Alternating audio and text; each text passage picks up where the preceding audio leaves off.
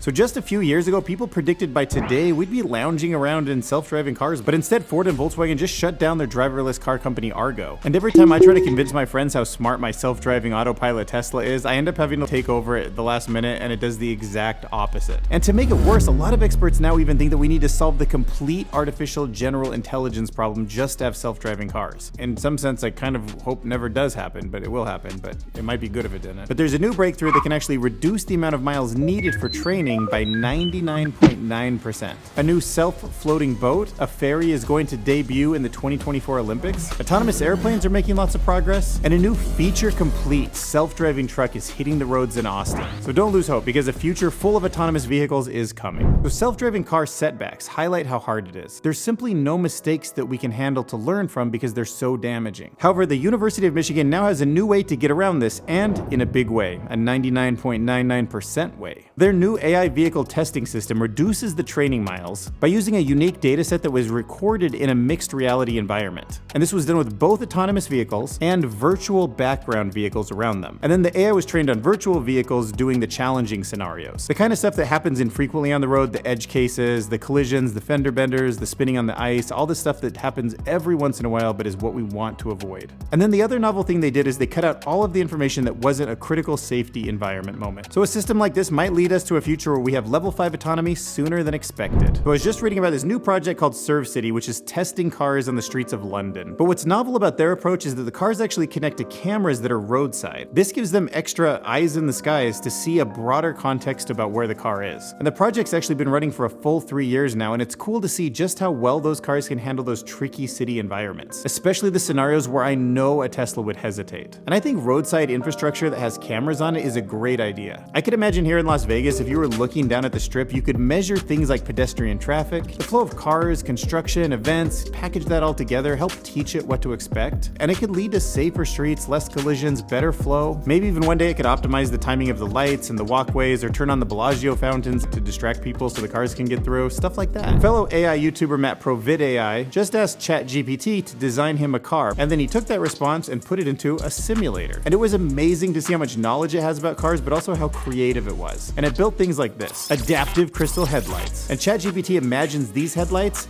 as crystal-like materials that refract and direct the light in a more efficient manner. A hexaflow grille design. Imagine like a beehive hexagon kind of grille that can open or close to let airflow into the engine as needed. ChatGPT also pointed out that it gives a futuristic and aggressive look. Morphing spectrum paint, which uses an advanced mix of nanotechnology and pigments. And depending on the angle of the light will change the color. And even though this was fun, you can imagine how a few more iterations down the road, you can take something like ChatGPT that might have API access to something like a CAD designer and maybe put the engine together, build the car, send it off for production. And even if that's really far away, it's crazy to see that it spec out the car like this. Self-driving cars might be a ways off, but self-driving trucks are about to hit the roads soon. There's a big demand for them since there's a shortage of truck drivers. Aurora Innovations, a driverless hardware and software company, has announced that their self-driving system is now feature complete, but now can enter the final development phase. And they're aiming to launch it next year, specifically between the Dallas and Houston route, which is super busy. So their latest product, which is Beta 6.0, can handle those uncommon road scenarios like high winds or heavy rain, which is a big improvement. Now the company is working on their driver safety case. And this is what you need to prove to the US Department of Transportation that your trucks are safe for the road. So next time you're cruising the Houston to Dallas corridor, keep an eye out for self-driving trucks. Get ready for a cool way to get around in the upcoming Olympics. A group of companies have joined together to create a 3D printed rowboat. Like rowboat, robot, you know, do you get it? Yep, this rowboat is an autonomous ferry that's going to transport the athletes to and from the events. So this eco-friendly electric watercraft is set to debut next summer, and it will be cruising the River Serene, connecting the athletic village to the events. Not only is this ferry fully electric, it can also charge wirelessly and automatically dock when it needs a supercharge. And that's all with no human intervention, no cap.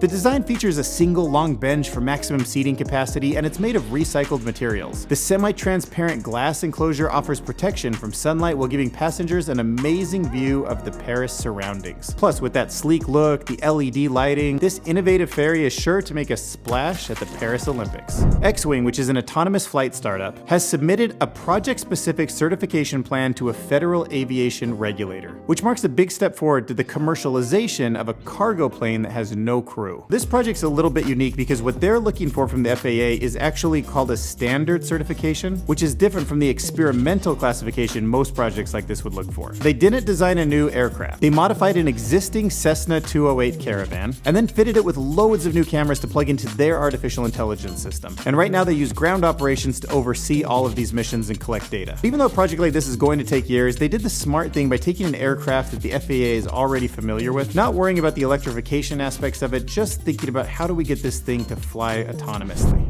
Between 2019 and 2022, it's reported that internally some Tesla employees were sharing invasive videos. These videos will be the cameras that are mounted around the outside of the car.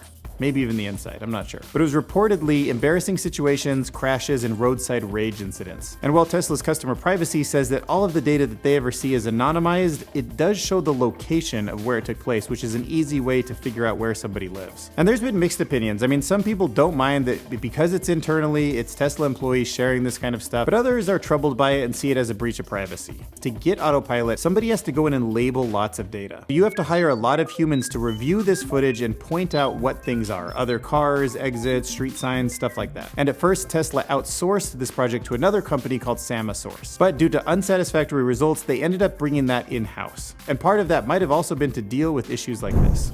Epic car tech fails. The first being fake exhaust noise. BMW started using the speakers in the cabin to pump in fake exhaust noise, that brum, brum, brum, brum. And in some cases, they even pumped in sounds that the vehicle doesn't make. It wasn't like they took muffled sounds and made it louder, they just added new engine sounds. Hey, it probably sounded good on paper. Stupid lights, like dashboards, buttons, door things, they all signal something, or do they? In some new cars, you can't tell if it's decoration or tech anymore. Electric doors. In some cars, an electric relay is replacing the mechanical door opener. You're not getting into your car. Misplaced keyless starts. So in some new cars, it's so unintuitive that you don't even know how to start the car. You don't know, should you tap a fob or push a card up against something? When the valet takes it, are you supposed to signal that in the app or hand them something? It's just very confusing. Restricted access features. Want to search your contacts? That'll be a small fee. Reduced driver controls, like Tesla's notorious $2,000 upgrade speed boost. Not worth it. And the worst feature of the year was the ability for a customer to accidentally delete their air conditioner.